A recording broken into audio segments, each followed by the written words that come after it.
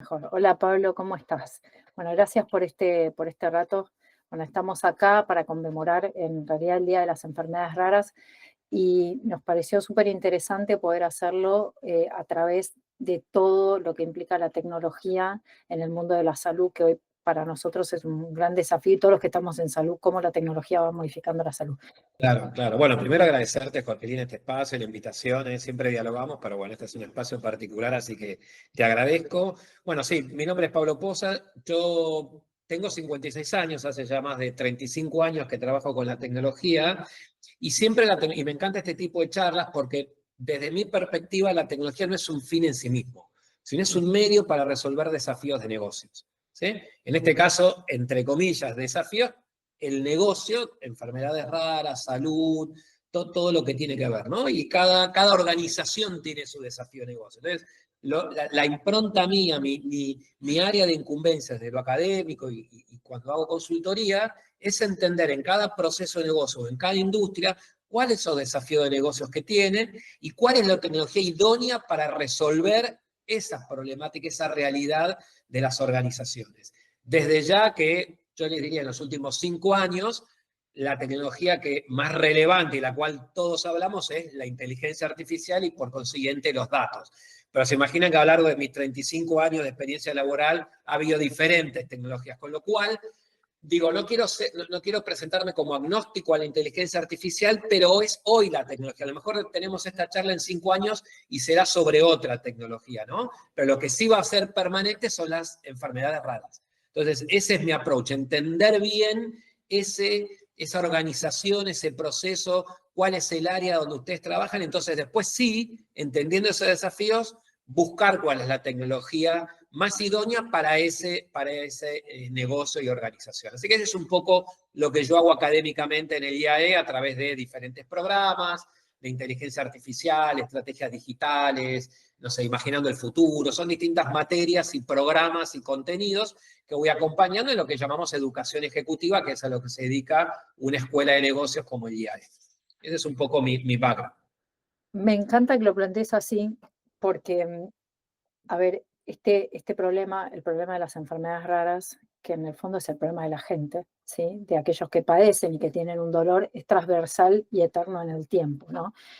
Y un gran tema que tiene justamente su diversidad, porque por más de que representan el 7% de la población, existen 8.000 enfermedades, lo cual eso diversifica muchísimo el problema, o sea, ya no las podemos nuclear en un grupo solo de enfermedades raras en sí misma, sino que cada patología tiene su propia característica, lo cual le genera un desafío inmenso al profesional de la salud, como somos nosotros que nos dedicamos a esto, a poder entender esa problemática. Y ahí creo, y un poco es mi pregunta y la pregunta de este espacio, en este día tan especial, de cómo la tecnología puede venir a ayudar. Un poco está de moda la inteligencia artificial y uno piensa que claramente, pero quizás también hacemos la pregunta de si hay otras cosas que vos consideres que conoces que pueden ayudar a este desafío. Uno es que nosotros vemos como problema. Yo te planteo el problema y vos después es el desafío, ¿no? De contarnos y a Claro. ver qué aristas hay para poder resolver. Un gran problema justamente es la diversidad de datos, ¿no? Y cada entidad, al ser una entidad distinta, tiene un desafío porque tenés muy pocos datos. Vos tenés patologías que quizás tenés 10 casos en el mundo, 7 casos. O sea, la carencia de datos, por un lado. Por otro lado, como hay pocos datos y hay poca información, no diagnosticamos, por ende hay menos datos, hay subdiagnóstico, lo cual eso en el tiempo retrasa mucho el diagnóstico, generando todo lo que implica un retraso en el diagnóstico, como muy bien sabes, mucho dolor a nivel familiar, aumento de costos. Bueno, es un camino muy largo que la familia padece e incluso el profesional de la salud, porque también te atraviesa porque no puedes dar una respuesta genuina. El segundo punto es decir, bueno, fantástico, tenemos el diagnóstico, llegamos finalmente, es bueno, ¿y ahora cómo lo tratamos? ¿Y ahora qué hacemos? ¿No? ¿Cómo también junto datos o información o cómo obtengo la información para poder hacer un correcto seguimiento? Porque tampoco tenés datos e información en relación a eso. Claro. Porque ¿qué hace el médico común con una enfermedad? Vi un paciente con diabetes, vimos millones de pacientes con diabetes, entendemos qué pasa con la diabetes, operamos en tal forma. Acá no podés hacer patrones, o sea, no tenés posibilidad de hacer patrones para entender funcionamiento, porque no tenés datos. Entonces ahí decimos, bueno, yo creo que la tecnología puede intentar salvar un poco entendiendo, y ahí viene nuestra pregunta, ¿no? ¿Qué hacemos? Sea la inteligencia artificial o la tecnología que vos consideres que pueda ayudar a resolver esos problemas. Sí, a ver, acá hay siempre, yo lo menciono como algo que es dos caras de una moneda. No hay inteligencia artificial si no hay datos. O sea, la inteligencia artificial es la capacidad de extraer valor a una materia prima que se llama datos, ¿no? Si yo no tengo datos, la inteligencia artificial va a tener poco ámbito de aplicación, ¿no? Entonces, dicho esto, la introducción que hace Jorge Lea tiene que ver con un ámbito donde hay pocos datos. Hay pocos datos. Entonces, el primer trabajo, más que enfocarnos en la potencia de la inteligencia artificial o la inteligencia artificial generativa o todas las herramientas que tengamos, me parece que en este área de, llamémosle, de enfermedades raras, el gran foco debería estar en la generación de esos datos, ¿no? Hoy existen muchas herramientas de generación de datos, ¿no? Por un lado, los datos reales, los pocos que haya, digamos, vos, digamos, hago el paralelo con, suponte, quiero lanzar un nuevo producto y yo tengo cómo el producto anterior se vendió, tengo los comportamientos de mercado, cuánto se compró, el precio al que lo compraron, cómo una imagen impactó o no impactó, y yo puedo sacar probabilidad de consumo. Ahora, saco un producto nuevo que lo digo, bueno, este producto es para otro grupo etario, es para otro tipo de presupuesto, para otra geografía, y ahí yo no tengo datos. Entonces empiezo a generar escenarios, ¿no? Entonces, acá me parece que sí los datos le pueden ayudar a generar escenarios, y ahí estará el saber médico, digamos, ¿no? De, bueno, ¿cuál es un escenario probable? Entonces, se puede generar muchos escenarios, número uno. Número dos, esos escenarios se hacen a partir de lo que llamamos data sintética, crear los datos, ¿no? Obviamente, haciendo el paralelo, yo digo, bueno, me imagino que el consumidor será un joven de 15 años con tal ingreso económico, que vive con sus padres, que es estudiante, lo inventás. Bueno, acá va a haber que inventar un paciente, va a haber que inventar algo en base a la poca información que hay, y la información se empieza a generar, es lo que se llama data sintética. Hoy hay muchas herramientas que te permiten generar data. Si yo llevo un modelo y digo, mira, este modelo me da, no sé, digo, por ejemplo, quiero hacer un forecasting, una recomendación, algo simple, ¿no? Una regresión bastante simple. Digo, bueno, tengo un conjunto de datos, pero esa regresión, la recomendación, un forecast me da una probabilidad de certeza de 70%. Digo, este número no me satisface, no me es cómodo. ¿Y de dónde genero más datos? Bueno, a partir de lo que hay puedo generar yo más datos.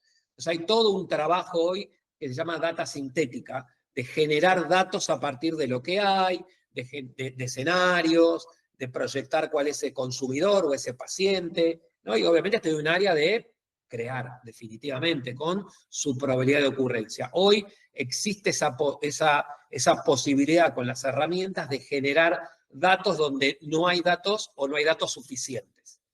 O sea, te hago esta pregunta.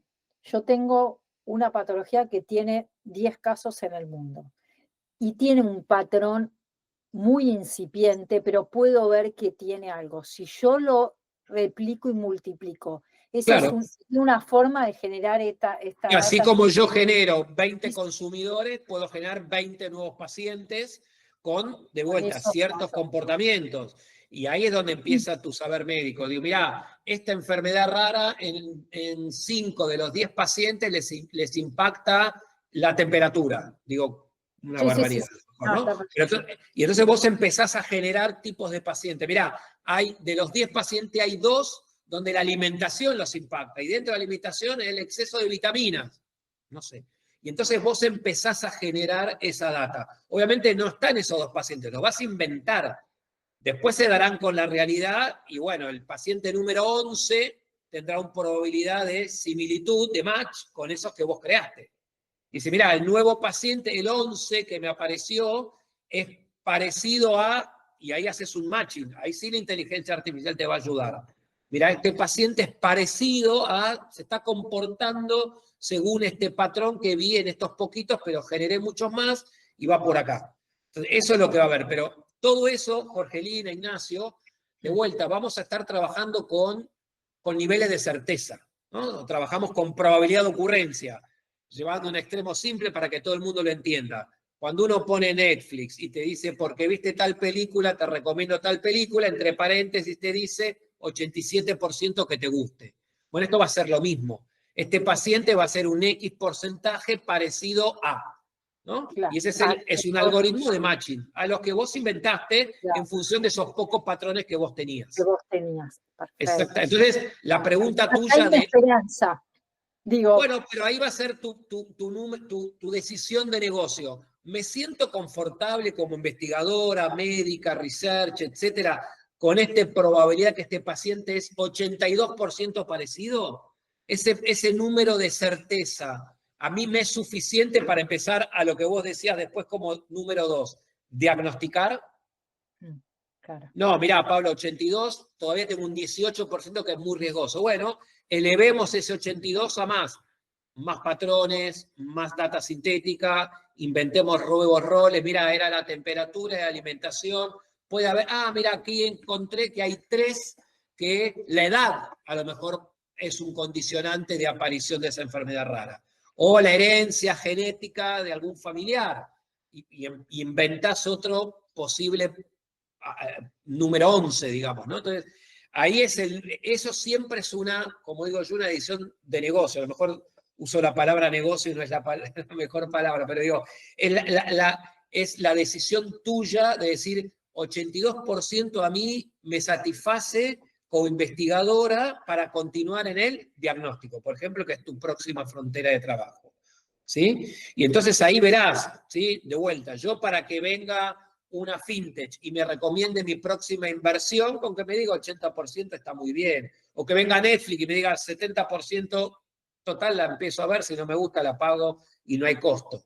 ¿Sí? Ahora, en este tema tal vez el costo sí es relevante, ¿no? El costo es más alto, ¿se entiende? En todo lo que vos dijiste en la relación con los familiares, en la expectativa que genera, hasta en temas legales, ¿no? Porque vas entrando en ofrecer ciertos tratamientos y medicamentos y etcétera, entonces puede haber hasta inclusive pero uno otros podría, perdóname que te interrumpa, pero es súper interesante para mí, pero uno podría hacer como un periodo de prueba, digo, definitiva, de 3, exactamente. hago Y paciente. es más, Jorgelina, ese periodo de prueba puede ser hasta, llamarlo en laboratorio, en una maqueta. Por ejemplo, en la industria se usa mucho, y en retail también lo llaman digital twins. Tenemos una fábrica, suponte, no sé, una siderurgia, un alto horno, donde no pueden estar los humanos si no están con sierra, y quiero alterar el proceso, tengo que pagar el alto horno, volver a arrancarlo, una línea de producción, mira, quiero cambiar cierto componente, tengo que parar la línea de producción, y eso no es viable. La fábrica tiene, entonces, ¿cómo hago para probar un nuevo proceso, un nuevo material, un nuevo componente? Bueno, me invento algo paralelo, que lo llamo Digital Twins, un gemelo digital inventado, y ahí pruebo. Che, mira, y si le cambio la materia prima, ¿cómo se responde? Y una vez que hice las pruebas necesarias, mira, ¿ves? Esto entonces voy a la planta de verdad y digo, bueno, cambiemos, ¿no? Eso se usa mucho en industria, cuando tenés que manipular químicos, cuando tenés que hacer paradas de plantas que son procesos continuos. En retail, che, ¿qué pasa si yo pongo la Coca-Cola en la estantería de abajo o en la estantería de arriba? ¿Cuándo se vende más? ¿Qué tengo que ir al supermercado y cambiar toda la estantería? No. Hagamos una prueba, veamos el usuario, hagamos un A/B testing, hagamos a ver cómo prueba. Mira, la consumen más cuando la ponemos arriba. Listo, ahora sí cambiemos la góndola. Y veamos en la realidad cómo da. Entonces, una vez hecho esto, bueno, no hace falta que vayas directamente al paciente número 11. Podés probarlo. Y si viniera un paciente 11 con esta característica, ¿qué sería? ¿No? Entonces ahí tenés esto que usa mucho la industria, que es los famosos digital twins. Simulás en entornos digitales lo que hubiera ocurrido en un entorno físico. Entonces, en el caso de la planta es el proceso continuo, en el caso, no sé, de cuando haces un manejo de materiales peligrosos, no puedes ir probando. Tiene que ser un entorno controlado. Cuando voy a probar tengo que tener cierta certeza, no puedo tirarme a la pileta, metele 3 gotitas de esto. No, pará. ¿No? Bueno, y acá es lo mismo, ¿viste? Entonces vos tenés un ámbito de generar así, que no es inteligencia artificial, sino que son realidad aumentada, realidad virtual, obviamente desarrollo de software, ¿no? Y tenés muchas herramientas allí, UX, ¿no? Tenés muchos componentes de tecnología. Ignacio, vos a lo mejor conocés varios de esos elementos que te ayudan a generar estos entornos digitales gemelos a tu realidad real. Y antes que te aparezca el paciente número 11, bueno, lo probaste en varios pacientes virtuales o digitales. Y ahí eso me dispara una segunda pregunta, ¿no? Digo, bueno, pasamos este entorno de prueba y queremos probar en la realidad. Yo soy muy ignorante de todo lo que es inteligencia artificial. Digo, ¿cómo yo alimento? Porque para mí, y vos lo dijiste muy bien, hay una cuestión ética, que es ese dato, la calidad de ese dato, porque va a diagnosticar, no es lo mismo. Entonces, ¿cómo yo alimento esa base? Porque yo te lo puedo decir desde sin inteligencia artificial, del lado médico. ¿Qué Claro. hacemos? Yo veo a un paciente, sospecho una enfermedad, pido un estudio, confirmo o no confirmo, ¿no? Entonces digo, ¿cómo se podría alimentar ese sistema para Sí, que justamente sea con ese caso real o no real? O decirte, che, mira, el dato que sí. me está dando no me da. Pedí el confirmatorio y no me da. O sea, ¿cómo sería ese Sí, proceso? a ver, es un buen punto. Todo proceso, una vez que hacemos cualquier proceso de inteligencia artificial, suponte una recomendación de inversiones, ¿no? Si vos decís, bueno, acá ya tengo, lo publico, lo comparto con mis clientes en un chat. Le digo, chat, hola, soy tu chatbot amigo, ¿qué querés invertir hoy? Ah, mirá, tengo tal capital, cierto riesgo, tal plazo, y te recomienda, ¿no? Obviamente, el chat hace 10 recomendaciones, la pregunta es, ¿cómo sé que estoy recomendando bien? Los clientes finalmente invierten en función de esa recomendación. Pongo ejemplos cotidianos para, después hacemos el paralelo, ¿no? Entonces, No, no, está ahí, perfectísimo. entonces vos lo que hay siempre es un loop de chequear, che, esos 10 que preguntaron, invirtieron, vas a la data real.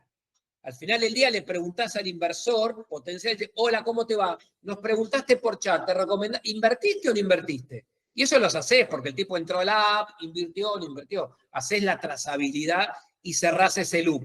Y entonces vos vas ajustando, che, de las últimas 10 inversiones, 9 invirtieron, una, o sea, perdón, de las 10 recomendaciones, una no. Bueno, y entonces empezás a hacer análisis. ¿Por qué no? ¿Por qué sí? ¿Qué pesó más en que aceptaran la recomendación? Y el nivel de riesgo. A esa variable predice mucho que la recomendación sea efectiva. Entonces vos ves el comportamiento de eso. Ahora, eso Es, ocurre, sí, sí, perdón. perdón, es confirmación del mundo real. Che, confirmaste. Exactamente, ¿Y cómo hace? Y exactamente. acá te pongo un dilema. ¿Cómo hace el ChatGPT? Digo, porque no tiene este No, el dato chat que te va a recomendar. Vos lo que tenés que ir es tus sistemas transaccionales y el tipo entró en la app de la fintech y finalmente invirtió. Si vos finalmente viste la película que viste, o sea, todo lo que te recomendé, si finalmente ocurrió o no ocurrió, tenés que ir a tu sistema, si lo querés, transaccional. ¿Sí? Si yo te di un medicamento para sacar la tos, ¿se te fue la tos o no se te fue la tos? Vos tenés que tener capacidad de data de campo real para alimentar ese loop y decir, che, estas 10 recomendaciones, ¿cómo fueron? Y volvés y tuneás mi algoritmo. Che, mira, de las 10 recomendaciones la gente invirtió porque dice que el nivel de el plazo es lo que más condiciona mi inversión. Listo, entonces cuando vas al modelito, ves todas tus variables, todas tus features que están metidas en el algoritmo y decís, esta variable es la que más pesa. Esta sí, tuneás o no tuneás tu modelo. Y ese es el circulito que vos decís. Ese circulito, Jorgelina, funciona muy bien cuando los procesos son más bien repetitivos, de baja variabilidad. Una recomendación, no sé, una ruta óptima, le digo, mirá, agarrá los datos del tránsito, los datos del destino, el horario, la apertura de semáforo y hacerle una ruta óptima al próximo entrega que tenés porque sos un transportista. Y eso ocurre, podés chequear todos esos datos transaccionalmente hablando. ¿No? Y vos decís, che, te dije que vayas a esta ruta, que tomes por acá y que ibas a tardar 7,2 minutos. Después podés chequear todo. ¿Cuánto tardaste? Tardé 7,2. Perfecto, el modelo anda bárbaro. No, mira, tardé 8 minutos. Ah, ¿por qué tardaste 8 minutos? Y porque te acordás que me dijiste los semáforos, no funcionan. Yo me guío más por los cortes de ruta que por los semáforos. Bueno, a ver, cambiemos el modelo, porque le estábamos dando más peso al semáforo y menos a los cortes de ruta. Entonces retuneás el modelo. Entonces, cuando un modelo va sobre una operación muy repetitiva, de poca variabilidad, te diría que ese circulito que vos decís que te retroalimentás con la información del día a día de tus transacciones, te diría funciona bárbaro. El desafío es cuando vos tenés modelos de alta variabilidad, ¿sí? Por ejemplo, un modelo que reconozca lo hemos hecho para determinadas empresas de salud, mis recetas médicas escritas a mano. Andale a entender la letra escrita a mano, ¿no? Entonces, yo voy a predecir que cuando el palito va por arriba es una T, entonces predecir la próxima letra, y bueno, nada, la letra es la letra y vas aprendiendo, ¿eh? Es un proceso de alta variabilidad, ¿no? Realmente hay procesos que tienen que ver con nuestro día a día, que tienen mucha más variabilidad que ciertos procesos más rutinarios, ¿no? Como esto que te decía, una recomendación, ¿no? Entonces, lo que vos decís son procesos de alta variabilidad. En tecnología le llamamos human in the loop, la persona metida en el proceso. ¿Para qué? Para que haga ese ajuste. Che, ¿por qué hiciste tal cosa? Mira, el modelo dijo que hagas tal cosa. ¿Y por qué hiciste tal otra cosa? Si es un proceso, de vuelta, súper repetitivo, entras a la transacción y lo chequeás. 2 minutos te dura. Che, yo dije que iba a navegar así, así, así, y finalmente soy pedido ya, hice la compra. Porque te recomendé, te di un precio, te puse primero la carita de la hamburguesa, si vos te vas para ahí, listo, el tipo compró. Eso lo puedes chequear, pero paso a paso, y hasta cuántos segundos tardaste en subir un clic. Ahora, en un tratamiento, y tenés que estar el human in the loop. Tenés que estar la persona validando. Los procesos que tienen alta variabilidad de cómo se va a dar son estos que vos trabajás, Jorge. Tiene que estar la persona, ¿no? Entonces acá tenés dos componentes. Una, la componente técnica. La persona tiene que ir y levantar ese dato del campo, que no lo tenés en un clic de una web, en una transacción de comprar una inversión, en un transportista que fue para allá o fue para el otro lado con la ruta. Acá lo ves vos, en el paciente, en la consulta médica, en cómo estás, cómo te sentís, ¿no? Después podrás levantar data que valide tu diagnóstico clínico, si lo querés ver. No sé, tendrá la temperatura, el comportamiento de alguna variable, un análisis de sangre, etc. Pero ahí está tu ojo clínico para poder captar esa información y lo que llamamos human in the loop. Procesos repetitivos, esa información la tenés. Proceso de alta variabilidad, la persona involucrada en el proceso. Tiene que estar en ese proceso para ir validándolo hasta que entiendo que el dato se Eh, vuelva tan vas a ir frecuente ajustando que exactamente el algoritmo hasta bajes, que bajes y te esa va a dar, variabilidad y y te va a dar 70% de certeza, 75, 80, vas a ir aprendiendo vos eso número uno. Y número dos, hay lo que yo llamo, y esto lo hablamos mucho en el aula y me encanta invitarlo a las personas, desde la mirada, yo llamo el impacto humano de la inteligencia artificial. Cuando todo esté predeterminado por un algoritmo, ¿cuál es el rol de las personas?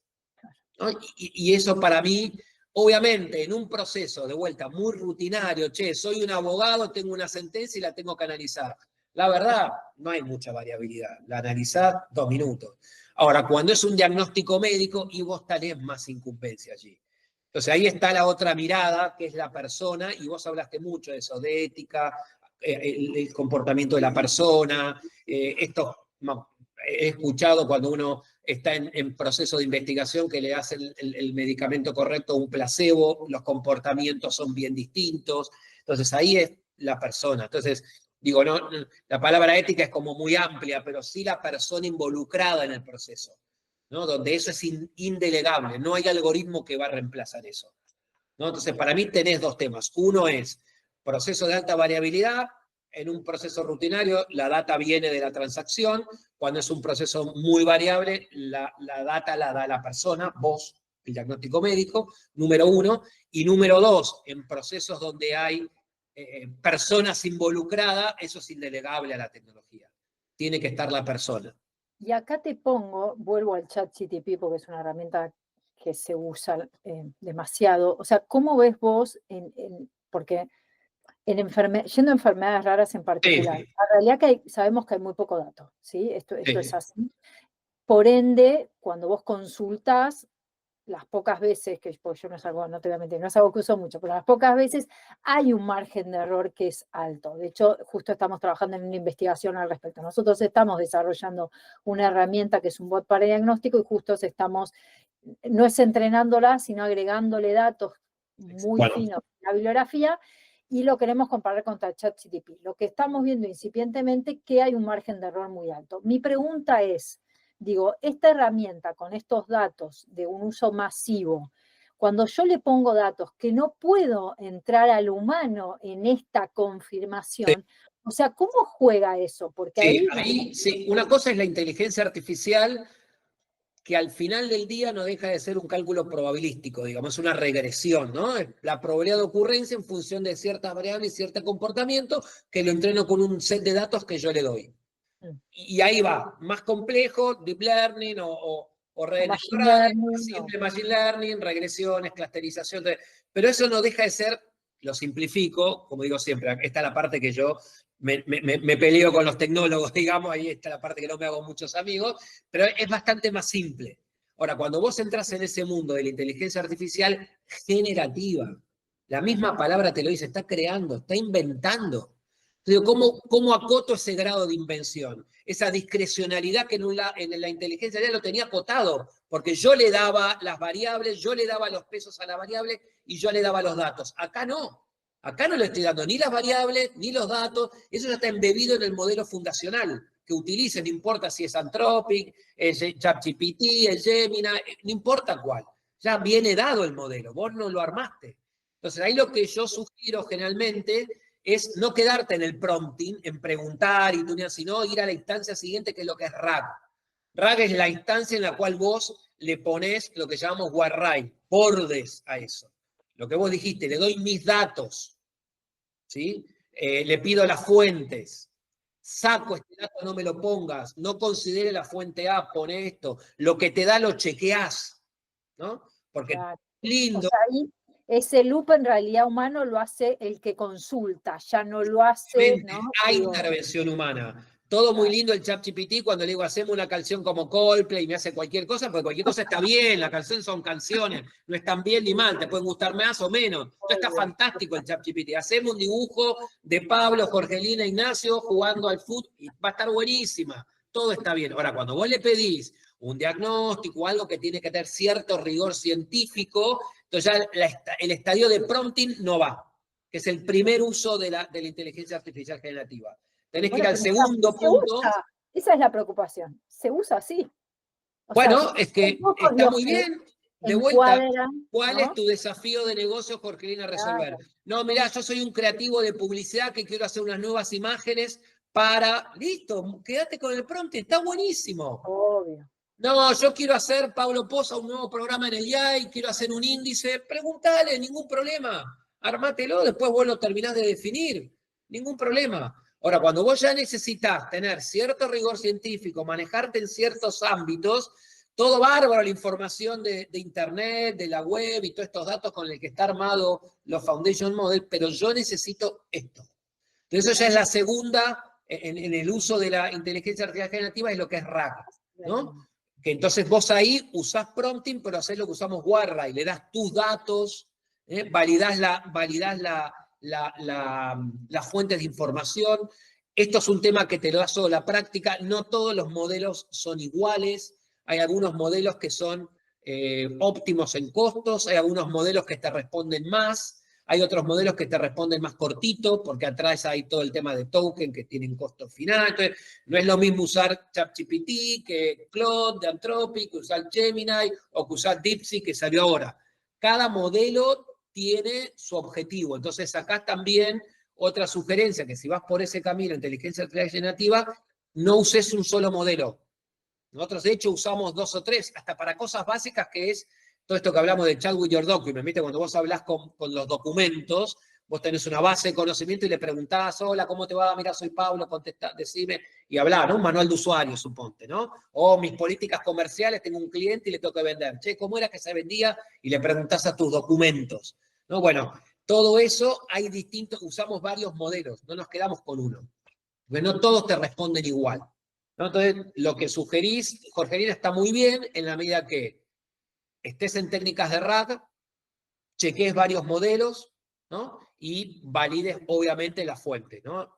Acá no hay... No O sea, hay... uso consciente y medido de toda esa información que traes. Digo, tenés que ser muy crítico. Digo, yendo a vos como y al futuro. Creo que un poco en esto que dijiste, que cuánto va a usar la máquina el ser humano, creo que en el fondo es ese criterio, ¿no? Desarrollar ese criterio de que lo que recibimos, poder procesarlo para ver si es correcto o no. Totalmente. A veces uno lo dice en términos, ¿no?, políticamente correctos. No, la inteligencia artificial no nos va a reemplazar, nos va a hacer mejor profesionales. Cuando son procesos muy repetitivos, y probablemente reemplace gran parte de nuestro trabajo. Ahora, cuando son procesos de alta variabilidad, donde requiere la persona, nos va a hacer mejores profesionales. Pero en el ámbito donde ustedes están, requiere la persona, por lo menos, si vos decís es diagnóstico médico de fractura de tibia y peroné, y probablemente Total, sí. no haya mucha chance de que está la inteligencia artificial seguramente allí. Ahora, en esto de enfermedades raras, diagnosticar, hacer tratamiento, etcétera, y va a haber gran componente humano. Yo no creo, por lo menos como está ahora, hasta que no haya una nueva frontera, digamos, a lo mejor la computación cuántica nos ayuda a procesar muchísima más información. No sé qué tan cerca o lejos está eso al uso nuestro, pero tal vez ahí sí haya una barrera que nos dé un salto cualitativo. Hoy por hoy, con lo que está, yo creo que es indelegable la persona involucrada en el proceso. No dejaría nunca una herramienta de estas solas trabajando, digamos, que le dé el diagnóstico al paciente directamente. Entonces yo lo puedo hacer cuando uno de estos estudios, centro de diagnóstico, me tira mi análisis de sangre, que te dan los rangos más o menos, entonces le pongo ahí, che, me decís si este estudio me dio bien o mal, o qué, esto, ahí sí te animaría a hacerlo. Pero en este caso yo no lo haría. De hecho, en muchas empresas yo no recomiendo utilizar o dejar libre el ChatGPT, ni siquiera en áreas comerciales, ¿no? O sea, porque esa información va a la red y no está chequeado, básicamente es generativo. Está buenísimo cuando de vuelta le quiero pedir hacerme una canción como Coldplay. Genial, está fantástico. Pero no estamos hablando de ese proceso de negocio, de ese desafío. Estamos hablando de un desafío que es diagnosticar, que es hacer un tratamiento, que es hacer un seguimiento, donde hay pocos datos reales, donde vos tenés que crear datos, escenarios, hacer pacientes digital twins, ¿no? Y sobre eso empezar a trabajar. Yo no creo que hay una alta componente profesional humana en este proceso. El human in the loop es altamente human. Es súper interesante todo lo que van comentando, cómo el mundo de la inteligencia artificial se puede meter tanto en salud como en un montón de negocios diferentes, ¿no? Ahí estuviste comentando un montón de cosas de inteligencia artificial generativa, deep learning, machine learning. Quizás entender un poco la base, ¿no? Digamos, ¿cuál sería la definición de inteligencia artificial? ¿Cómo funciona? Así bien explicado, básico, Sí. como para alguien que no conoce y está escuchando estos términos por primera vez.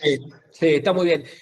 Nosotros como seres humanos nuestro cerebro está diseñado, ¿no? Estamos diseñados, tenemos nuestro ADN y nuestro cerebro está diseñado. Y nosotros procesamos de manera cognitiva.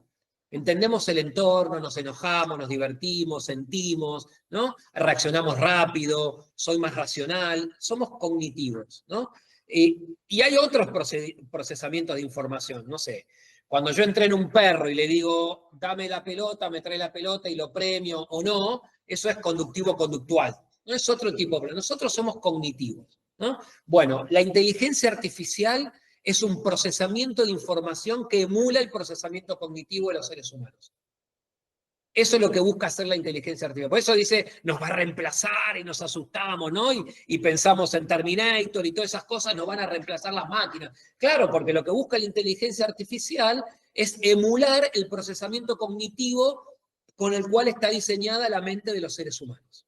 Y es esto que hablamos, reírnos, enojarnos, discutir, debatir, generar ideas, ¿no? Por eso cada vez estamos más cerca. Mientras era inteligencia artificial estaba bárbaro, pero ahora resulta que salió el Generative AI y ahora crea como nosotros. ¡Wow! Entonces cada vez estamos más cerca de ser reemplazados, ¿no? Entonces tenemos ese miedo. Pero al final del día, Ignacio, es una tecnología que nos permite emular el procesamiento cognitivo del ser humano. Cuando esa tecnología directamente ya reemplace 100% de lo que hablamos de singularity, ¿no? La singularidad. Ahí llegó en el cual, ya listo, nos reemplazó. La tecnología llegó a un nivel de madurez tal que reemplaza el 100% de nuestras habilidades cognitivas, ¿no? Entonces, estamos en camino y probablemente a mí me causa gracia porque todos hablan de la singularidad, hablan de 30 años más.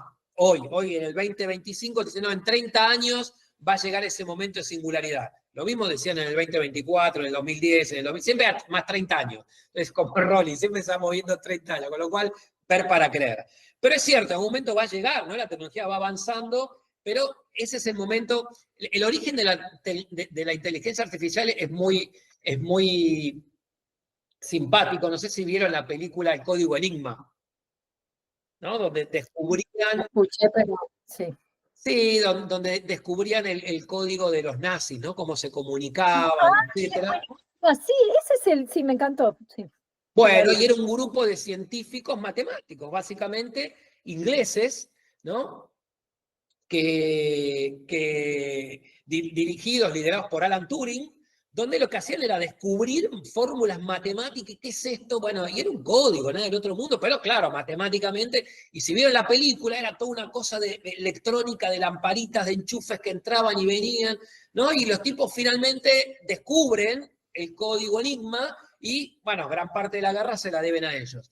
Obviamente Alan Turing con ese grupo de matemáticos siguió tratando de descubrir, etc. Y llegó un momento que Alan Turing dijo, pará, las máquinas me están dando respuesta. O sea, algo que yo como humano no podía descubrir, un código, empiezo a entenderlo gracias a cierto procesamiento de información, ¿no?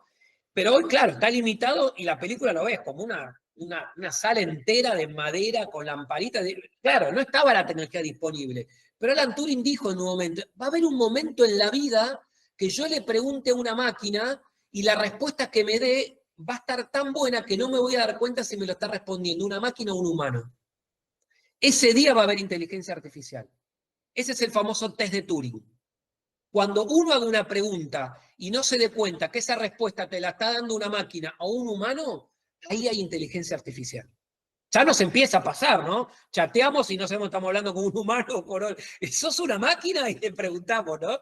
Pero bueno, ese es el test de Turing, esa es la inteligencia artificial al final del día, ¿no? Cuando una respuesta a X inquietud que tengamos nos la dé una máquina y yo no me dé cuenta si hay un humano detrás o una máquina, porque está emulando nuestro procesamiento cognitivo, ¿no? De hecho, nos damos cuenta a veces porque es tan perfecto y el humano tiene errores y la máquina parece no Que no está el tenerlos. error, claro. Claro, y decís, pará, escribe tan bien que hoy en día nadie escribe tan bien y te hace sospechar, ¿no? Digo, al revés, por la falta, ¿no? Así que eso es un poco como a mí me gusta contar qué es la inteligencia artificial, hacia dónde va. Obviamente me dice, che, Pablo, pero la inteligencia no va a sentir, no se va a emocionar, no se va a enojar. Bueno, hoy hay algoritmos de sentiment que te reconocen si estás enojado. Si yo te escribo en este momento una frase en letra o te la escribo toda seguida con mayúscula y mucho signo de interrogación, esta persona está enojada, ¿no? O si yo te estoy mirando y de repente tengo los ojitos caídos o estoy medio así, Pablo se está aburriendo. O sea, ¿siente el algoritmo? No,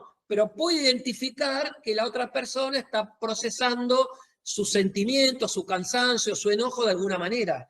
Entonces, claro, no es que siente el algoritmo, pero genera y puede anticipar cómo te estás comportando. Bueno, así ahí vamos. Eso sería procesamiento cognitivo. Escalofriante, ¿vale? Interesante. Sí, totalmente. ¿Cómo pensás, digo, yendo, capaz que o haciendo futurología, pero digo, ¿cómo pensás que todo este aporte de energía puede impactar en toda esta problemática que te contamos, ¿no?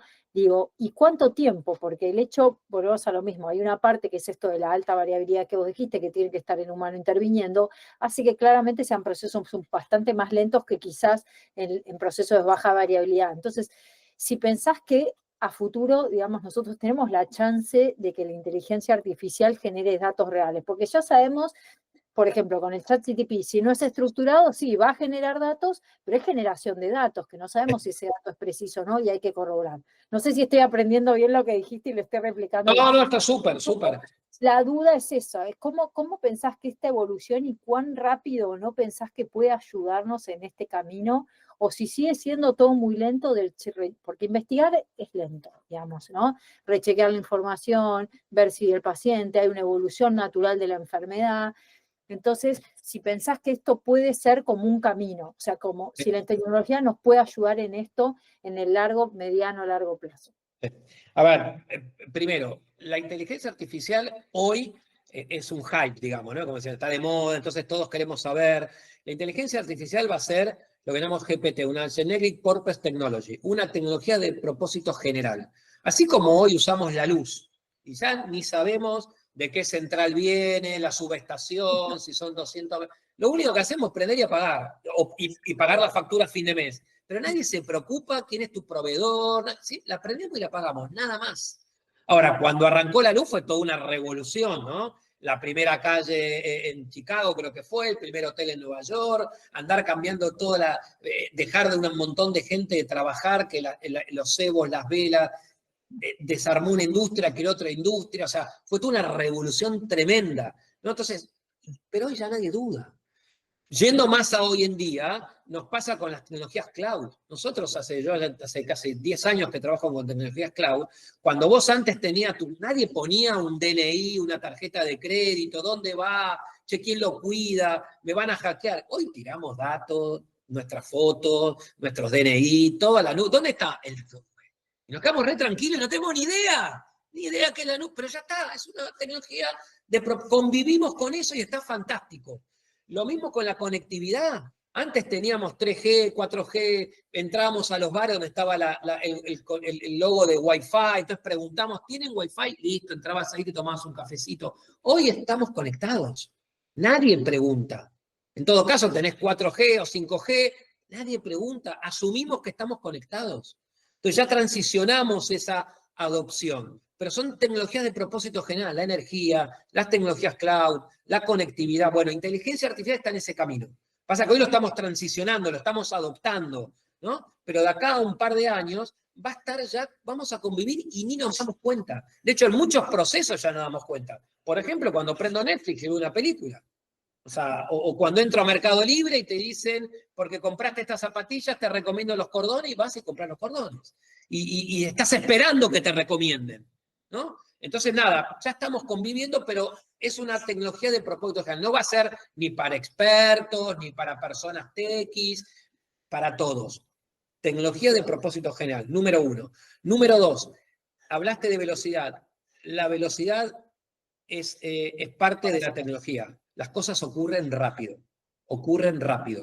No nos van a esperar, no nos van a que aprendan, a que está disponible. Acá vamos a convivir con el error, vamos a convivir con la agilidad, o sea, vamos a ir cambiando la rueda con el auto en marcha. Ya ni siquiera se hacen desde el punto de vista tecnológico, hacíamos el famoso waterfall, ¿no? Proyectos 6 meses, 8 meses, 1 año. Acá son sprint cortos. Te equivocaste, bueno, pivotear rápidamente, salí, volvé a entrar.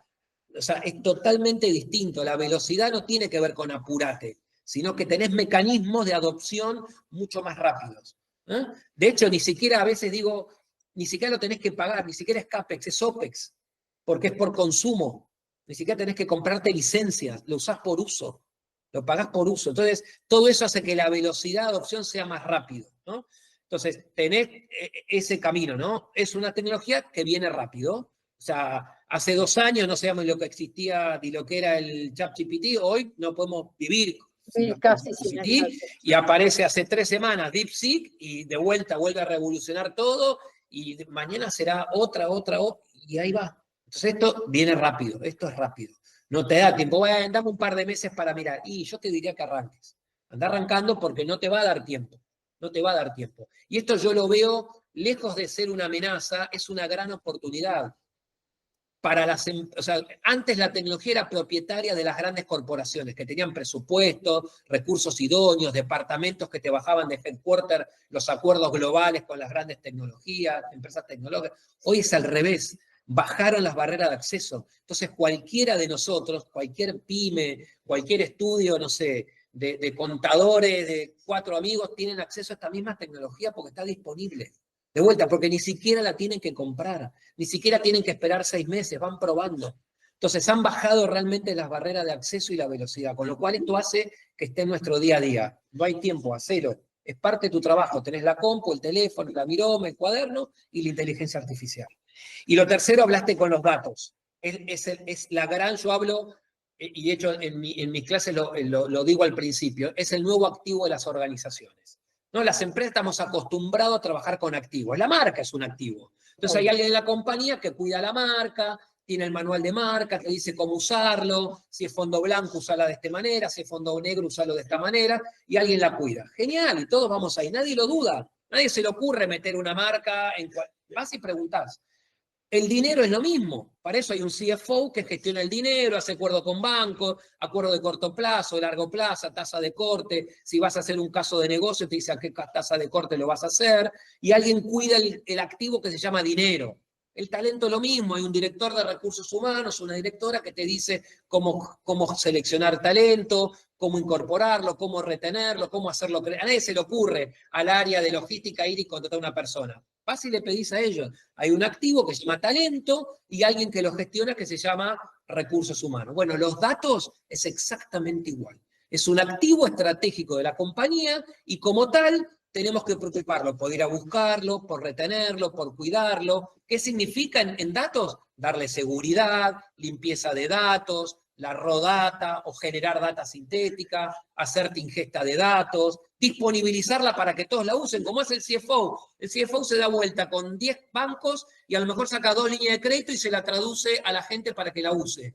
Recursos humanos lo mismo, a lo mejor tiene acuerdo con 7 headhunters, saca una shortlist y le da la shortlist al que pidió recursos. Esto es lo mismo.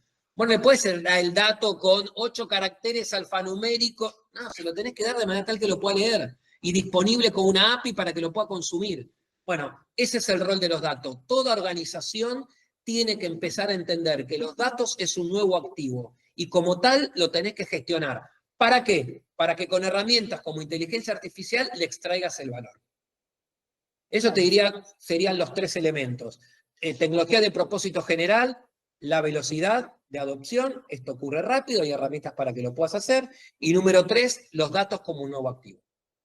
¿Estás convencido que la tecnología y la inteligencia artificial pueden ayudar a la calidad de vida de las personas con enfermedades raras? Mira, yo lo vivo con otro tema. Yo trabajo mucho en lo que es inclusión laboral para personas con discapacidad y etcétera. Y lo que veo que siempre la tecnología llegó para reducir brechas, ¿no? No importa cuál, brechas de costo, brechas de tiempo, diferentes brechas de acceso. Esta tecnología va a seguir achicando brechas, va a seguir achicando. Vos hablabas de temas de investigación, ¿no? Procesos largos. Digo siempre el ejemplo, ¿no? Previo pandemia, hacer una vacuna llevaba 10 años. Digo, sus procedimientos, sus tiempos, investigación, data. Hoy una vacuna, ustedes me dirán, pero a lo mejor en muchísimo menos tiempo la podés sacar. Ok, me dirán, tal vez flojito de papeles porque salteás procesos. Está bien, pero generás ámbitos en el cual vos los riesgos los vas acotando. Esa brecha la vas reduciendo. Entonces, para mí, esta tecnología va a seguir achicando brechas. El ámbito donde hasta ahora era impensado, por ejemplo, una investigación. Va a seguir achicando brechas. Acabas de decir, la palabra brechas, creo que en las enfermedades raras es una palabra de gran valor, porque ellos tienen brechas en todo. Tardas 15 años en el diagnóstico, es una brecha, cuando hay otras patologías que tardas un día en diagnosticar.